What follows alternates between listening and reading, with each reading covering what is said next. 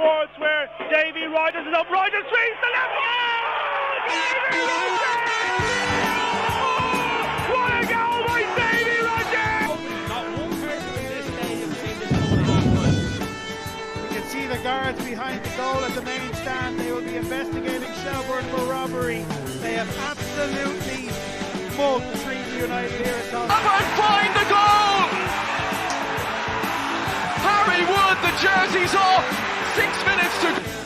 Look at the back one! What a goal that is! What was that transition like? Well, it was quite difficult at the time. You know, I was very young, and the transition to professional football, full-time football. So from training twice a week to training every day. So, but look, it's something I worked towards, and yeah, it was really good. It's something I embraced, and I loved every minute of it. It's every kid's dream to, when you're playing kind of schoolboy football over in Ireland, you want to get a move, like a chance in England, and I did. I got that, and I loved every minute of it. So that kind of answers next question, which was going into a professional football a dream or a goal of yours from the very start growing up? Yeah, I think, look, everyone, when you're young, wants to be a professional footballer. And even when I was in school, the school teachers would tell me, oh, you're not going to make it as a professional footballer. And I suppose any young person out there doesn't have to be football and they have ambitions to kind of do anything. If you believe in it, if you work as hard as you can and still believe, have self-belief, then you can achieve anything. You spent time at clubs like Inverness, Ardrinians, and Maidenhead United. How did those experiences shape you as a player? Well, look, it's the two different sides of the country, aren't they? One's near London, isn't it? Am I right, Conor? That's one's in close, isn't it? What did you say? Maidenhead is quite close to London. Yes, it is. Yeah, it is close to London. Yeah. Oh, look, I had Inverness was a very good time of mine. You know, I had Terry Butcher was my manager. He was very good there. I was around a lot of good players, very good players, playing against teams like Celtic and that, and like, well, I support Celtic, so it was a good dream of mine, you know. And look, I enjoyed my time there, and yeah, it was a good experience. Just a question of mine that just came to my mind now. How is it to play against the team you support? Very hard. It's a win-win situation, really. You know, if the team you support wins, beats you, you're kind of happy. But if you beat them, you're happy too. You know. But yeah, no, look, it was good at the time. But yeah, it's quite hard. Yeah, it has to be hard because you are kind of divided. I don't know. Let's say you score a goal, like, and you have to celebrate. You cannot just pretend. Yeah. No, celebrate, never. No. You wouldn't celebrate. Oh, never, no. Not against the team I support, no. Yeah, that shows how loyal you are. That's good. You've played for several LOI clubs, including Galway United, Longford Town, and Treaty United, just to name a few. How would you describe your experience with the League of Ireland to date? Do I have to describe one word, or kind of how I feel about it, or? Yeah, how you feel about like the. It was different kind of with Galway, where it was a full-time setup. You know, I had to move down there. I'm based in Dublin. I had to relocate down to Galway, and it was a bit of a change for me. And look, I really did like it. It was a successful time for me down there. The manager, John Caulfield, he's probably one of the best managers I've ever had. You know, he's well known in the League of Ireland. He's won multiple titles with Cork City, and he actually had the team with Shawnee Maguire and that when he was very successful. And then at Treaty, I still got a kind of close relationship with them. They're a really good club. They're a club that's trying to build from the academy up. And then look, I hope they do well this year. But no, look, I enjoy the League of Ireland. I watch it a lot. And the teams that like Galway and that I still keep in contact with, and I try to get down to as many games as I can, you know. Talking of the League of Ireland, so having played in numerous leagues across the UK and Ireland, where would you rank the League of Ireland quality-wise? That's a tough question. It's not mine. It's not mine, huh? I would say now. I would say in like in English perspective leagues, I'd say the end of the championship, maybe bottom. You'd have maybe Shamrock Rovers and that, and then the rest would be kind of League One levelish kind of. I think.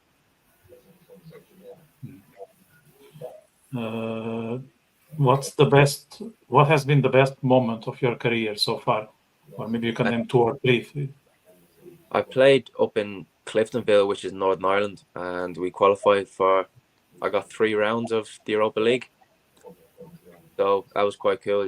Getting to travel on kind of private jets and getting to experience different stadiums, different cultures, different fans, and countries really, and getting to play some really good players. And not many people get to hear that music, say walking out of the Europa League music, and kind of actually gave me a bit of goosebumps, to be fair, because I was quite happy with that achievement myself. What were the teams you faced when you were playing in Europe? So the first round we played a Welsh team called Barrytown. Don't know if you know them. They're in the Welsh League. We played a team from Norway called, now I could be pronouncing this wrong, Hogsenhend. They're in Rosenborg's league and Molde's league. Yeah. But they were so good. Like we got beaten 5-1 to them. They had really good players. Like players were playing for like West Ham on loan at the time, and really good players, But there's obviously levels to the game, and they were just too good for us that day.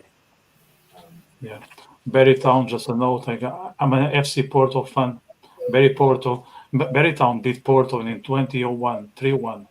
That was something I'll never forget. I think we beat them in Portugal like 7-0 or something like that. And then we went to Wales just, because we have to. And we were beaten 3-1. So that's something I'll never forget about that team myself.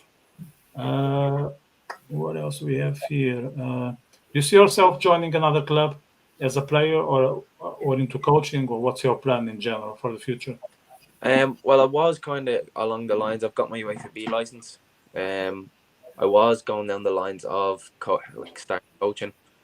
I was with my brother's team, which is Raheny United. We started well. We finished the season unbeaten, but we lost the last few games in the cup, which we would have had a good season. But I'm actually in talks with a club now, going back playing, and we'll see how it materializes. Look, I'm still young in the coaching sense, but playing wise, look, 35. I'm 30 years of age now. I want to try to make the most of my last few years of playing football.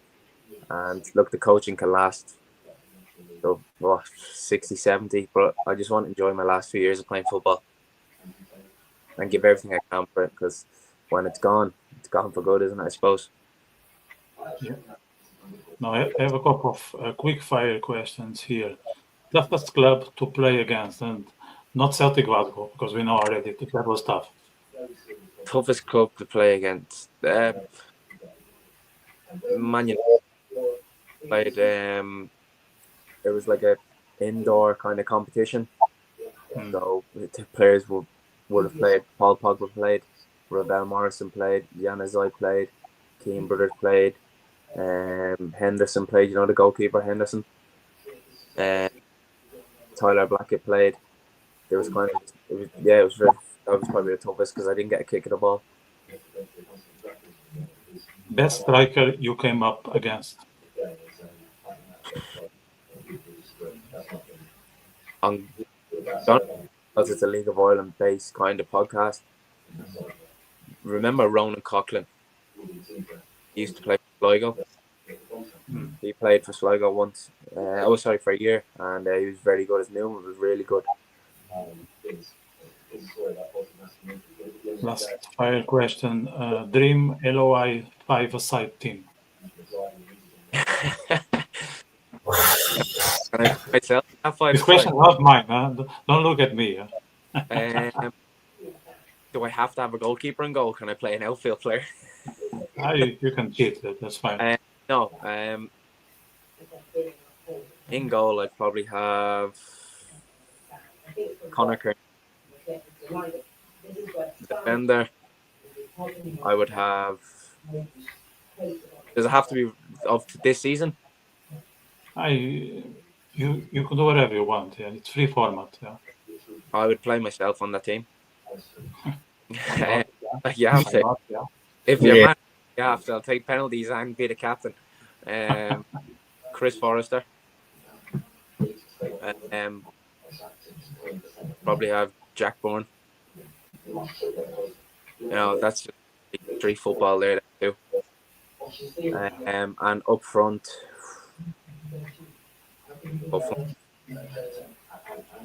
probably Patrick Hovan. You're playing five beside you, always got to get to that striker's feet. Right. Okay, so that's all for my end. Man. Maybe Cornell, you want to ask a couple of queries yourself? Yeah, who was the toughest opponent that you played against throughout your footballing career? Ravel Morrison. Don't know if you're Quality player. There's things I've seen football players do, and then there's just him by himself. Like I remember him getting the ball off on the 18-yard line, holding players off, and just sending them to the shops. He's just ridiculous on a different level. It's gliding past players, and I wouldn't mind. But like this, I've never seen someone just, when there's levels to the game, and he done it in his like slippers. Like he's that good. Yeah, he's that good of a player, and I'll always say Ravel Morrison. Yeah. Who was your all-time favorite player growing up as a kid before you got into professional football? Henrik Larsson. Yeah, quality player. Yeah, fantastic player, man. Absolutely, he was wicked for Celtic though. And he done it even when he came on against Barcelona against Arsenal. Do you remember that? He set up yeah, 2 goals. I remember that. Yeah, I remember him just like scoring the goals and linking up well with Neil Lennon back in the day. He's really good. Well, I loved him. He's still my favorite player. And then also, who was your favorite World Cup player growing up as a kid? Oh, that's just a strange question.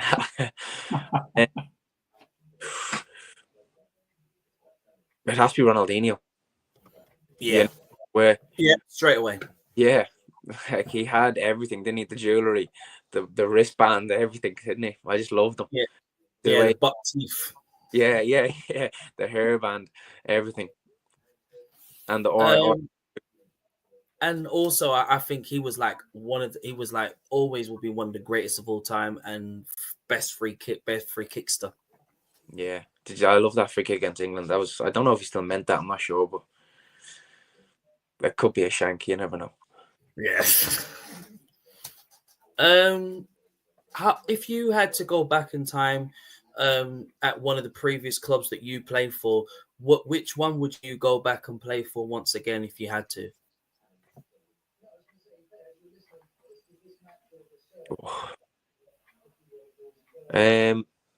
Probably Cliftonville up in Northern Ireland. Mm-hmm. It was between them and Inverness, but I picked Cliftonville because they're kind of they're a bit of like Celtic fans. Mm-hmm. They're like, I got on well with them. We had success there, and it was just a massive club, and I just enjoyed my time. Sometimes you can look for big kind of, I played well there. I just loved playing there, and sometimes like that takes really. So, Cliftonville. Also, what was it like representing Ireland international team, and who was your favorite player playing alongside in the Ireland international team? Well, Jamie was on my international team. He was actually the captain at the time as well.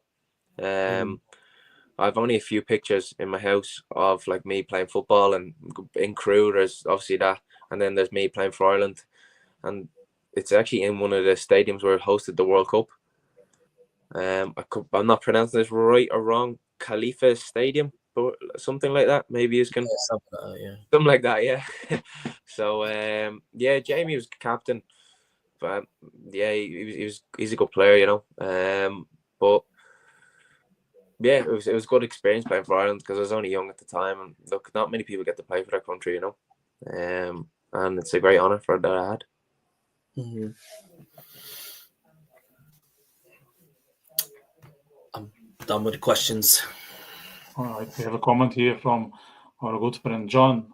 Come home, Joe. They are missing you in Limerick. Yeah, I was nearly actually signing back for Treaty. I've got a good connection with them. They're really nice people down there. They're real community. See, I like community clubs that the fans interact with the club, because that's so underestimated, and I think they're a good team this year. They'll be up there. They'll definitely make the playoffs, and I kind of keep a close eye on them. And I speak to one or two of the fans, and even Lee Devitt, like he's doing well with them this year. I think he's the type of player that they need to kind of hold on to, because I see clubs maybe from the Premier Division coming down to take, for example, like Lee Devitt or something like that, because he's still young. He can still become a better player. But yeah, I was nearly signing for them. See, they train in the morning time at the moment, and I can't commit to that. Most first division teams are part time, and I can't commit to it because I've got a good job at the moment, and the job pays the bills at the time. Right. Okay, so I think that was all in terms of questions. Joe, you stay with us for the weekend games, right? Yeah, cool.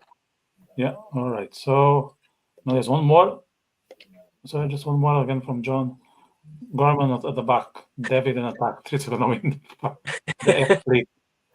Can say that, John, in YouTube. I can say that loud, I can say that on the pub, not here, Sorry. It's not here. Yeah, I don't want the issues with YouTube. All right. Okay, next. So, Joe, can I finish the show announcing your return to Limerick after this comment?